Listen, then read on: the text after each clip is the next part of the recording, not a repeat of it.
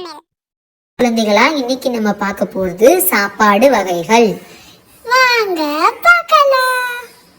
இட்லி, இட்லி, தோசை, தோசை, வடை, வடை, பூரி, பூரி, புட்டு, புட்டு, ஆப்பம், ஆப்பம், இடியாப்பம், இடியாப்பம், பிரியாணி, பிரியாணி, பொங்கல், பொங்கல், சாதம், சாதம், பரோட்டா, பரோட்டா, சப்பாத்தி, சப்பாத்தி, பணியாரம், பணியாரம், போலி, போலி, கொழுக்கட்டை, குழுக்கட்டை, களி, களி, குழம்பு, குழம்பு, கூழ், கூழ்,